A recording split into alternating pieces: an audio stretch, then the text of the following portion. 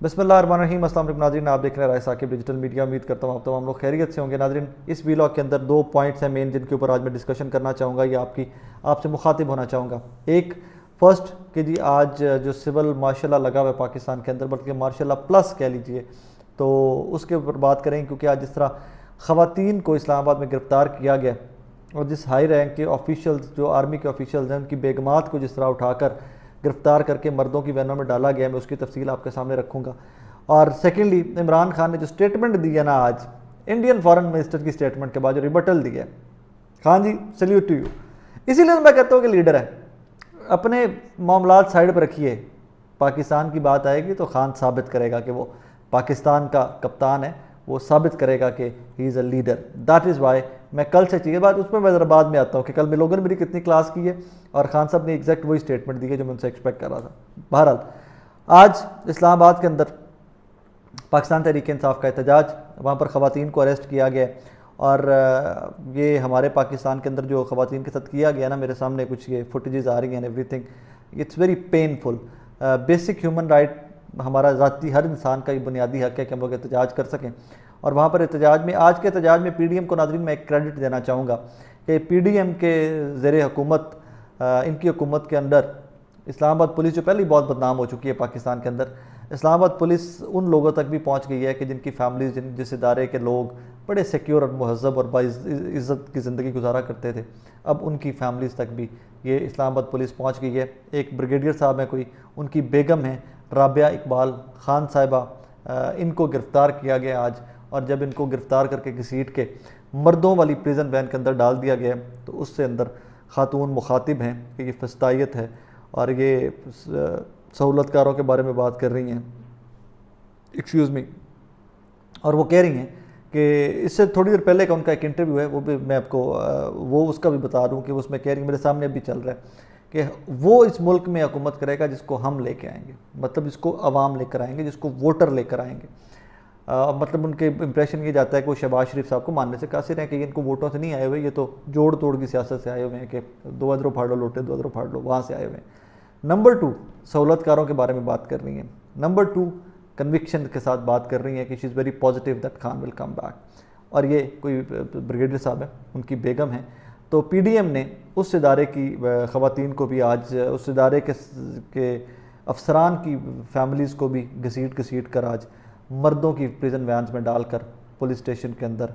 Shift کیا ہے۔ تو میں کیسے نہ کہوں کہ یہ سول مارشل ہے، میں کیسے نہ کہوں کہ یہ فسطائیت ہے، میں کیسے نہ کہوں کہ یہ بیسک ہیومن رائٹس کی وائلیشن ہے، میں کیسے نہ کہوں کہ پاکستان ہماری فیملیز کے لیے، عام پنجابیوں کے، بلوچیوں کے، سندھیوں کے،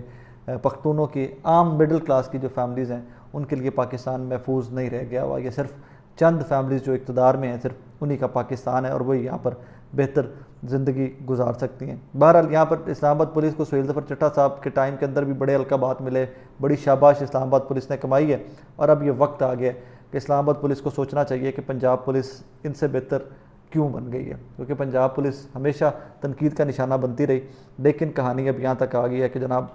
سدھا اسلام آباد پولیس کا ٹک کر کے گراف ان لوگوں نے خود گرا لیا ہے۔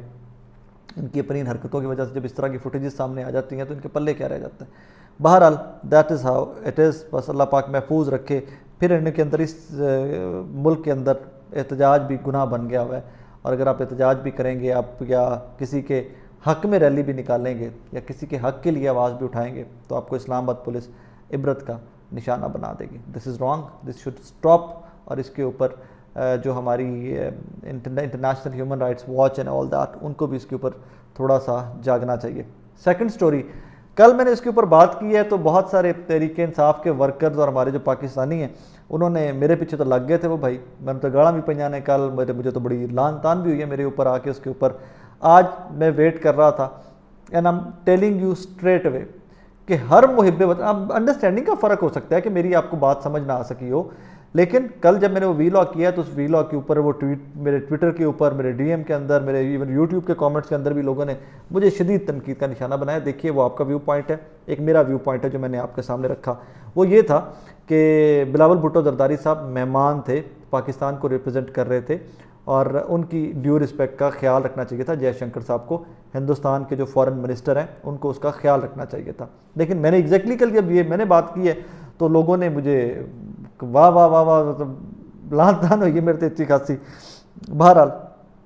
اور آج ایز ایکسپیکٹڈ کہ مجھے پتا تھا کہ خان یا جو بھی کوئی ریزنیبل لیڈر ہے جس کو ویژن ہے، جو چاہتا ہے کہ پاکستان آگے چلے، جو پاکستان مضبوط ہونا چاہیے، وہ بندہ اس کے اوپر ایک ہی سٹینڈ لے گا کہ بھائی he was our foreign minister اور آپ کو ادب اداب ہونے چاہیے تھے. اور خان صاحب نے ایگزیکٹ وہی سٹانس لیا ہے. آج اپنی ریلی کے جب وہ لیڈ کر رہے تھے ریلی، اس کے اختتام میں اسپیچ میں بات کرتے ہوئے انہوں نے یہی کہا ہے کہ جناب جو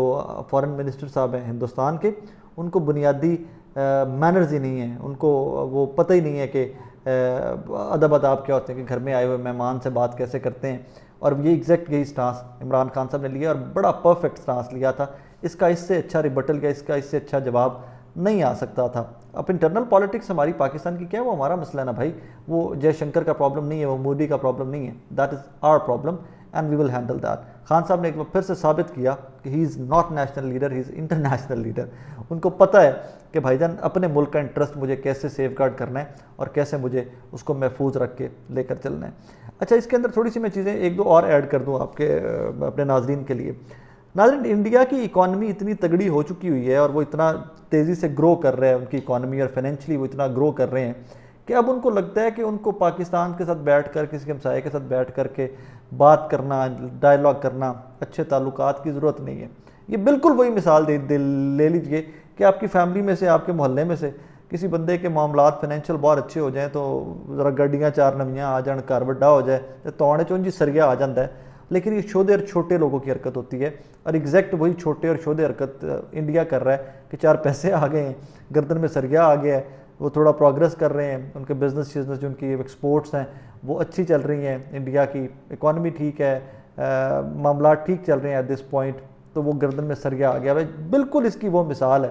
کہ جو چھوٹے اور کمزرف لوگ ہوتے ہیں جب ان میں ذرا فائنینشلی معاملات بہتر ہو جاتے ہیں تو وہ دوسروں کو اچھوت سمجھنا سٹارٹ کر دیتے ہیں. اسی کی بات آج عمران خان صاحب نے بھی کی کہ اللہ کا نظام ہے یہ کہ جو طاقتور ہوتا ہے اس نے سدا طاقتور نہیں رہنا بھائی، تم نے نیچے آ گرنا ہے. اور ڈرو اس وقت سے کہ جب تم نیچے آ گرو، لیکن ہمیں مسلمان ہوتے ہوئے ہر وقت